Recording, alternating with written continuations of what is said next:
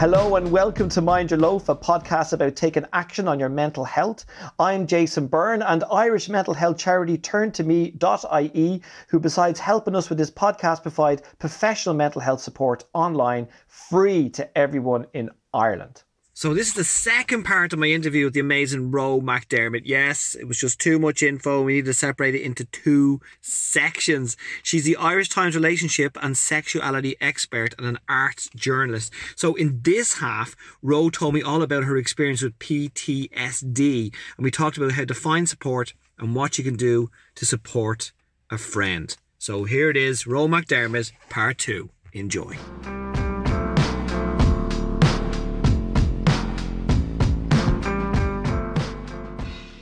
I read an article that you wrote because you've had your own mental health experience. You talked about having like eating disorder and depression, and now you started a book on PTSD. And so, first of all, what is PTSD? What is that? So PTSD is post-traumatic stress disorder, and it happens when someone goes through a trauma or a series of traumas. And basically, there's a lot of physiological things. So a lot of things happen in your body and your brain. So when you go through a trauma, traumatic memories are literally stored differently in your brain than normal memories. So if you have a normal memory, you store it, it becomes part of your narrative. You think about it like a story. Traumatic memories are stored in a different part of your brain. So they feel active. So it feels like it's happening again. They also are stored differently in terms of you mightn't have all of the details of that memory in terms you mightn't remember the date, you mightn't remember how you got from one room to the other, for example, but you remember sensations, you remember flashes of it, you remember the fear of it. And so when that memory comes into your brain, you have a physical response to it because your body goes into, there's a lot of rhetoric that says it's fight or flight mode, which is, when your body feels with adrenaline, but also we overlook that there are 4 responses to the feeling of being threatened, which are fight or flight, but you can also freeze, which is when your body shuts down.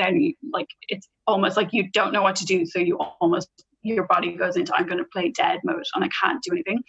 Or fawn, which is when, particularly if you're facing abuse or some kind of interpersonal situation of trauma, you almost try and appease the person who's abusing you, so you go into because you're trying to lessen the damage. And that's a really common response that's often overlooked, because a lot of the time freeze and fawn affect more women than men because that's how they've been socialized to react to trauma. It's not that we're not taught to fight off threats. We're taught to back away from them, or we're taught to talk our way out of it and placate people. So PTSD, it's a series of mental health reactions. It's a series of physical reactions, and it's hugely misunderstood. It's deeply underdiagnosed in women. It's underdiagnosed in people of colour, particularly people who face a lot of racism in the LGBTQ community, because a lot of stigma and ignorance can cause trauma. And we have this idea that it's only people who have gone to war, but it can be sexual violence, it can be racism, it can be being abandoned, it can be being bullied, it can be, being harassed. So I've had PTSD, and it kind of comes in waves for me. So sorry, when you say you have it, that's something that you now live with.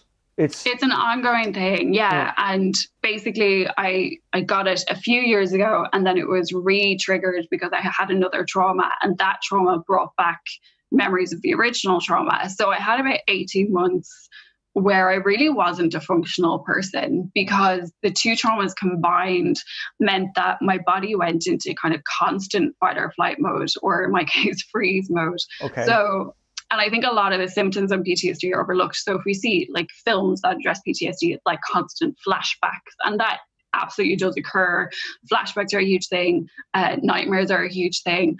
But also, I had complete social anxiety. I didn't leave my house literally for a few months. I had sensory overload. So noises would sound much louder to me. And I couldn't, if two people were talking, for example, at one time, or if I was talking to someone in a crowded place, my brain was so desperately trying to search for threats to keep me safe that I couldn't focus on one, and it was too much. But it meant that when people were talking to me, it felt like they were shouting at me. So it sounds like almost constant panic attacks that you're having. Completely. And it's like basically like my brain and my body is trying to keep me safe and saying, this thing happened to you, we won't let it happen again. So we're going to treat everything around you like it's a threat.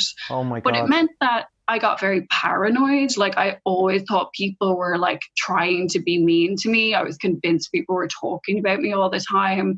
I got like very irritable because when people talked at me, I was kind of getting ready for a fight.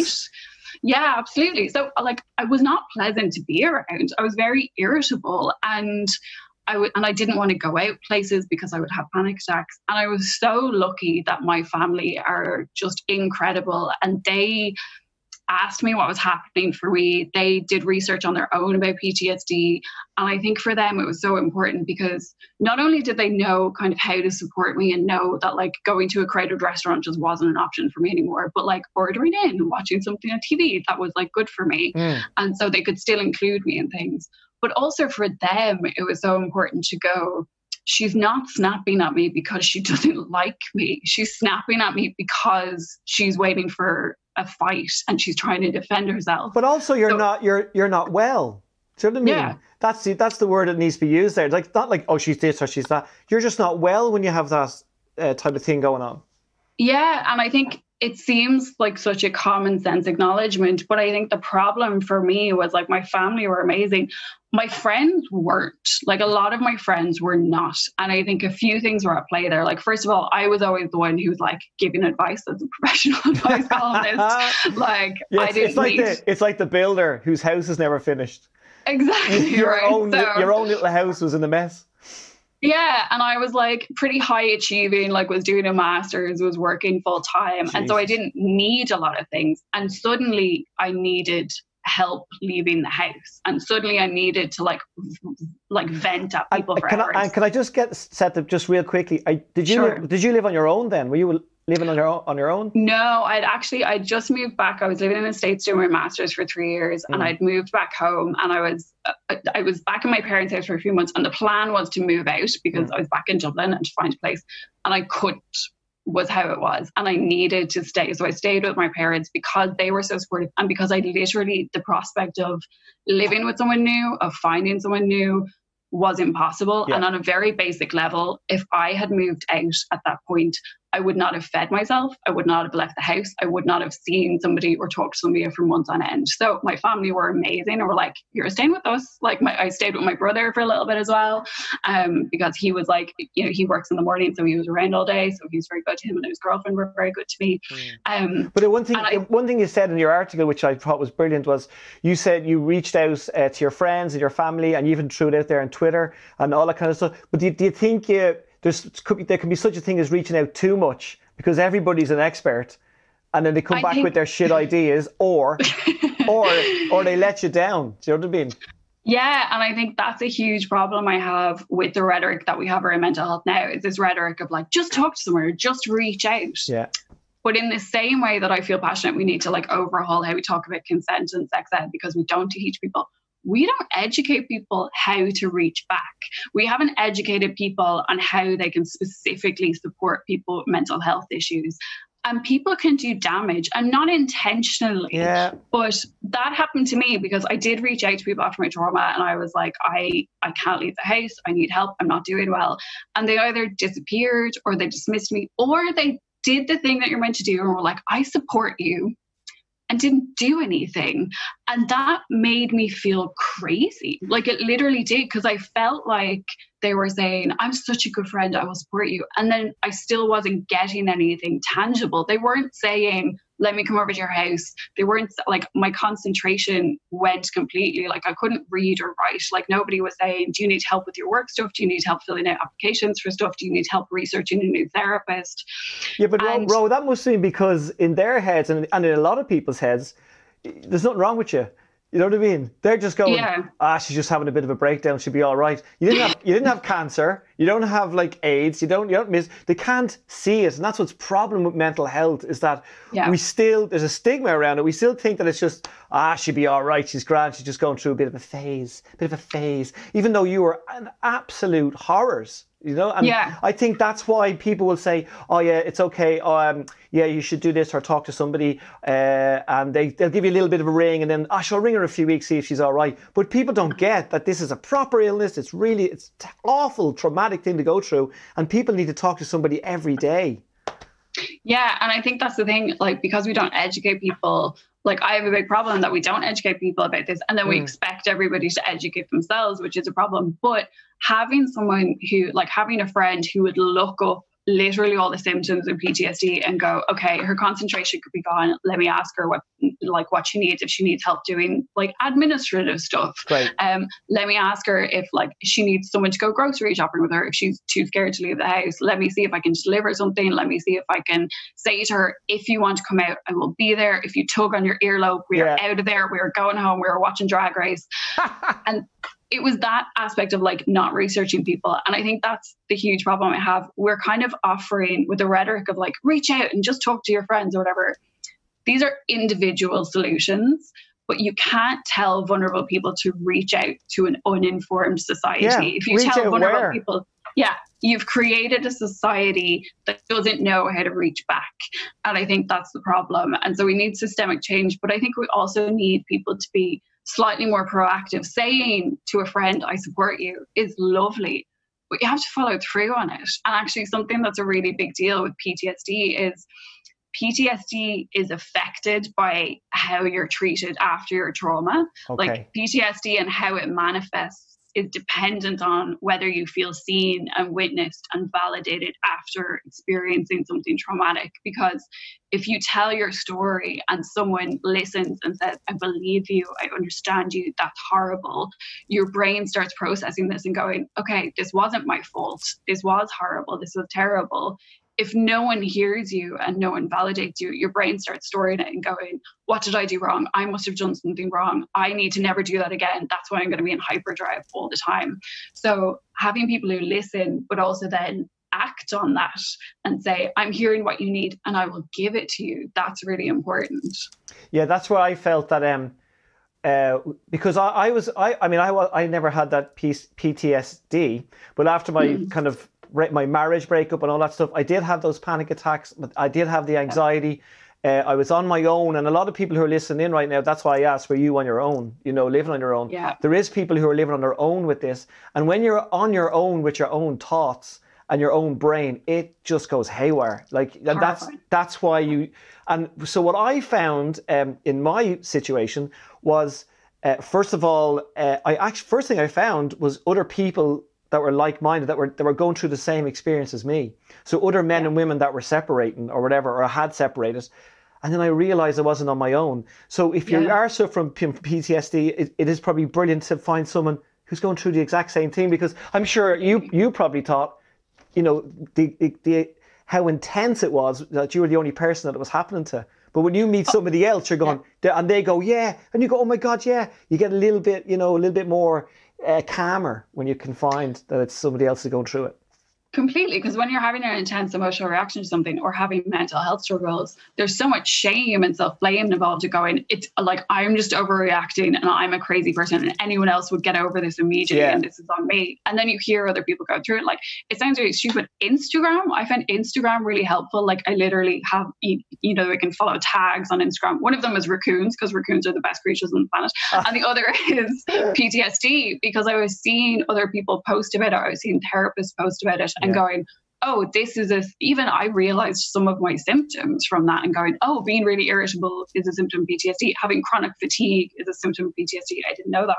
And I think that's so true for so many mental health problems, that when you see other people going through it, you just feel less alone and you feel like your experience is valid. And I will also say, like, having a therapist and a doctor who are also supportive. And I'm a huge fan of therapy in theory. I think there needs to be so many more therapists who specialize in things like PTSD, in depression, in sexual violence.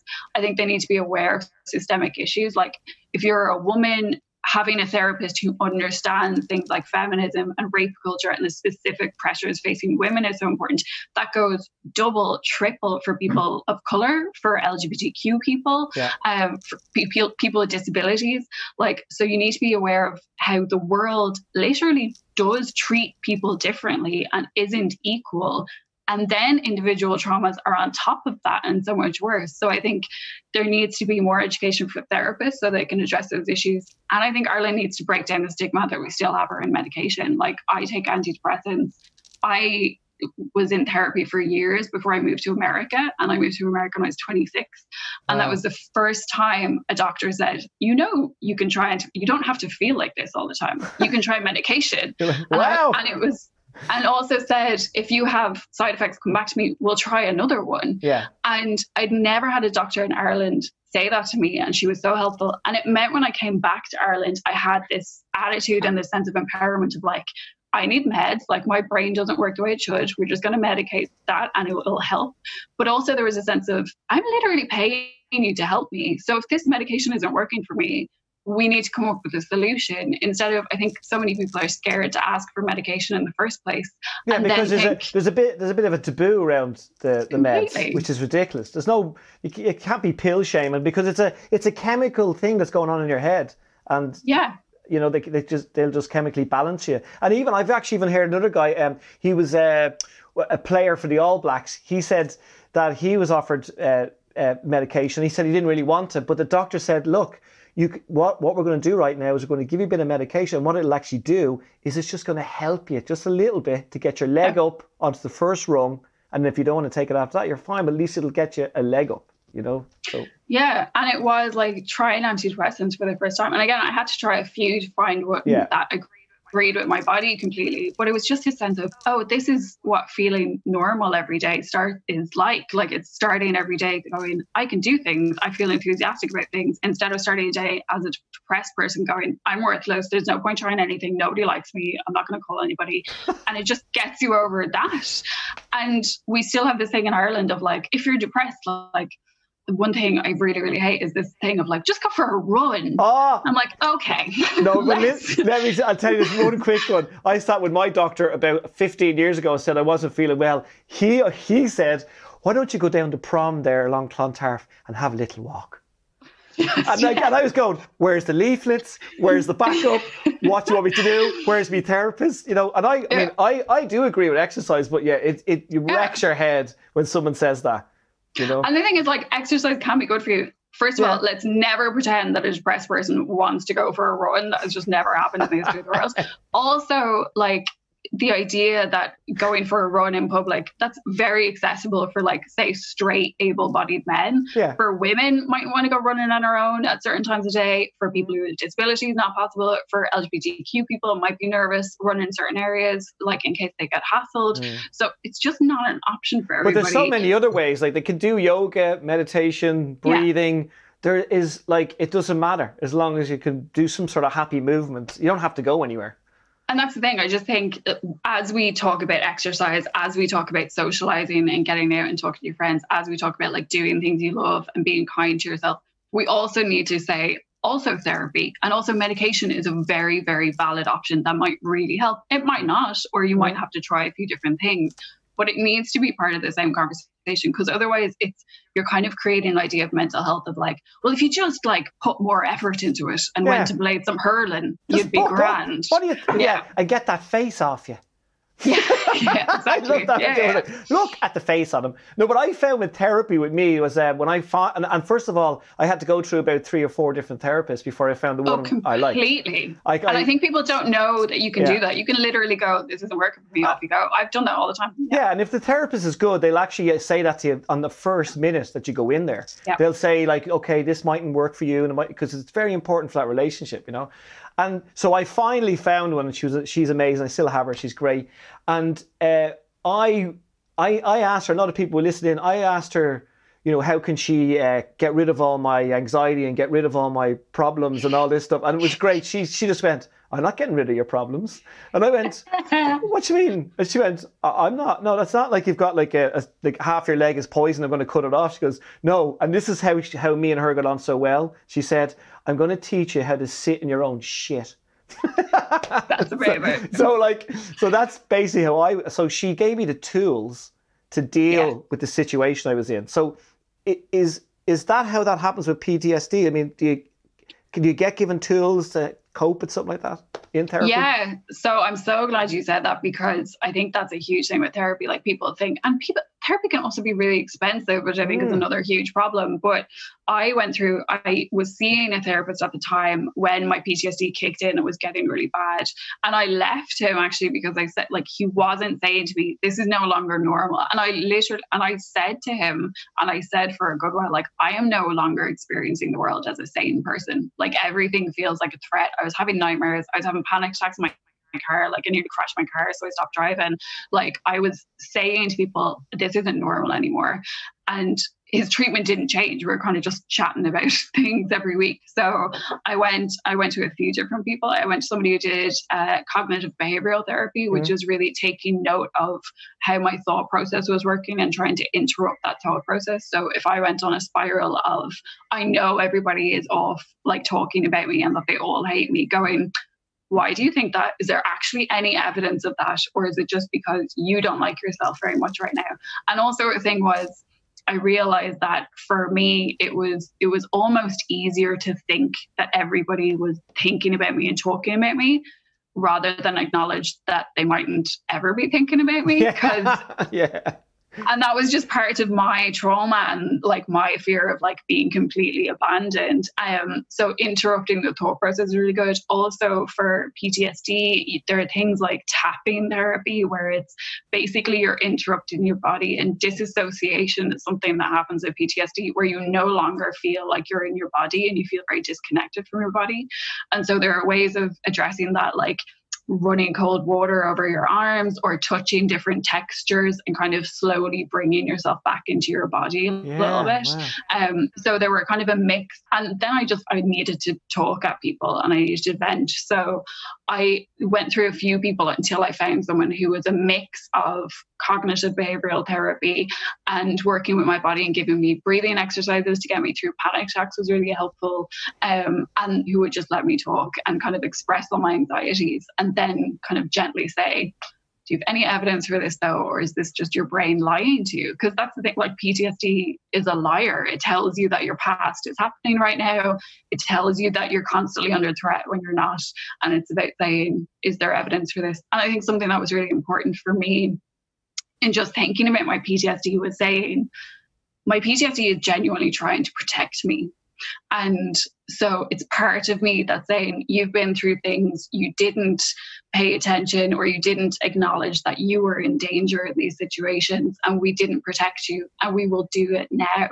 And I think for me, like, I'm not saying I love PTSD, it's a really hard thing to live with, but it means that I don't hate my PTSD because I don't think this is terrible and it makes me crazy and this is the thing that makes me unlovable and no one will ever accept it. I'm going, I went through a lot of things that I shouldn't have had to survive. And this is my body and my brain's way of saying, you shouldn't have to survive anything else. So let's try not make you go through them again. Let's just put you in a cupboard. That's probably, yeah. Get in the cupboard so you can't get hurt again. But we all, Harry Potter. Yeah. But yeah, look, I mean, I'm after talking to you there for, I'm a nightmare for this. I'm basically my mother's son. I forget I'm doing a podcast, and it's so lovely to talk to you. And Ro, you're writing a book on PTSD. That's what you're doing. How's that going now?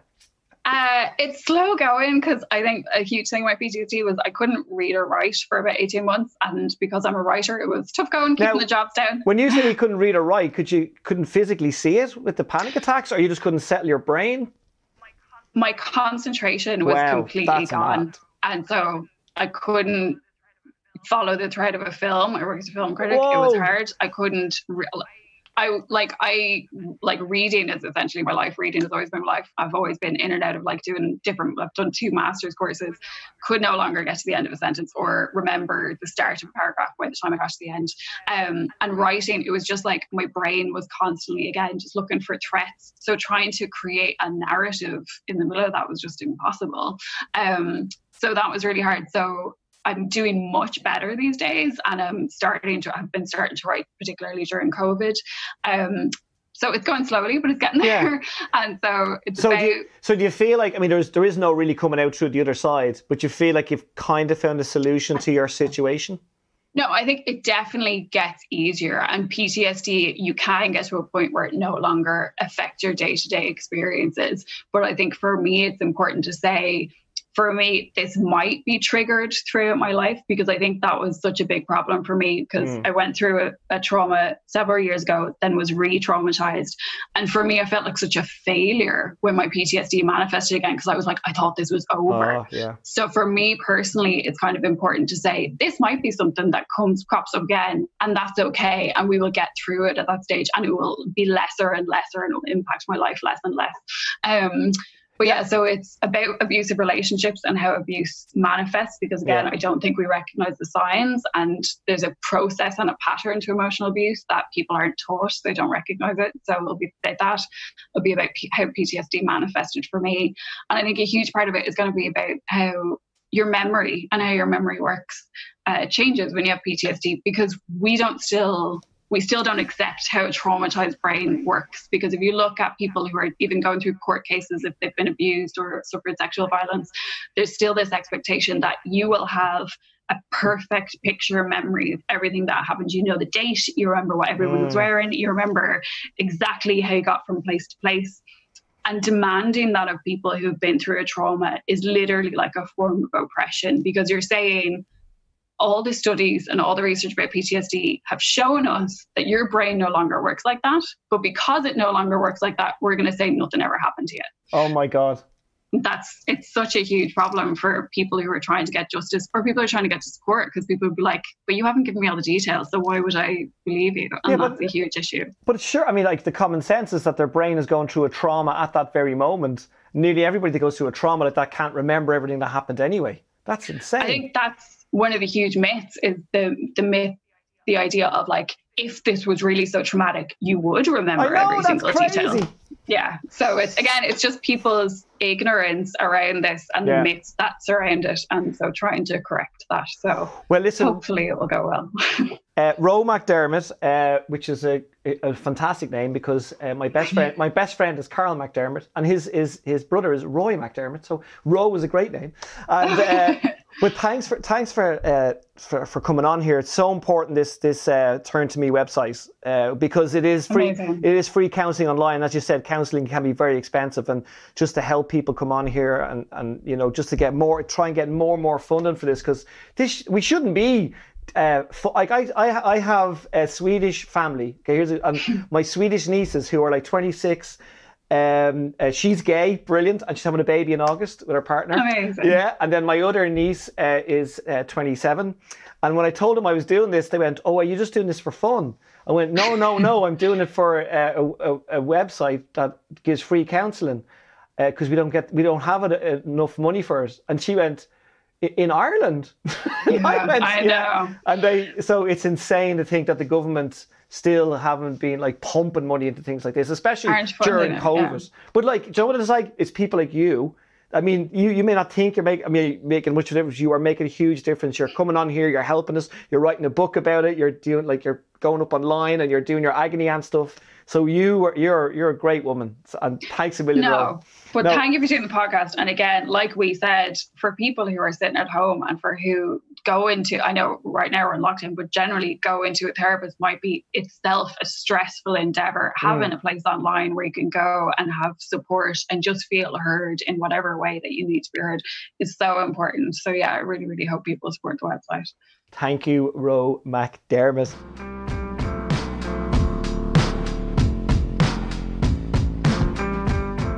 That was Roe McDermott there. What an amazing woman. Very brave to talk about all that. And that's the key, isn't it? That we all need to just talk about what's going on. And with PTSD, I have heard about it, and I knew what it stood for, but I never actually met anybody who went through it. And as she says, and as I say, you just go to therapy or you get help somewhere online like that. And basically people will give you the tools of how to live with PTSD. And she's going to have a book out about it soon, which is going to be amazing. And we'll all continue to watch her agony aunt column in the Irish Times, because she does that as well. And to think that she's like a film critic and she's trying to deal with all of that, and her brain is trying to deal with PTSD as well, proves that therapy and help is a good thing. And it's about who you surround yourself with as well, because as she said, she asked for a lot of help from friends. They didn't really understand what was going on with her and they let her down a little bit. But it's really important to get your family and your close friends together and to get the right people around you. Because it's a little bit like somebody saying, oh, I can fix that engine, and they open the bonnet of your car and they look in and they start messing with the wires and they haven't really done anything and they leave and they just go. So we're all experts. So thank you, Roe McDermott, and follow her now on Instagram and on Facebook and Twitter. And you'll find out all sorts of amazing things about her. And as I said, we'll be looking out for her book, which we don't know what the title is yet. She's still writing it. We're all writing books in COVID, but it'll be on PTSD, and we'll be watching out for that. Okay, thank you, everyone. Thank you for listening to that amazing episode. You've been listening to myself, Jason Byrne, and this has been Mind Your Loaf. If you like this episode, please subscribe and tell your friends. And don't forget, if you or somebody you know is going through a tough time, there is professional mental health support online, from counselling to support groups, all available for free to anyone from Ireland at turntome.ie. And mind your loaves, everybody. Turn to Me provides professional mental health support. Jason. Do your, your ad voice. Oh yeah, I'll do the ad. Yeah, okay, I'll do a proper ad thing. Okay, ready? Yeah. As a registered charity, Turn to Me provides professional mental health support online for anyone in Ireland going through a tough time. From one-to-one counselling to group and peer support, Turn to Me is accessible from any device anywhere in Ireland. If you would like to support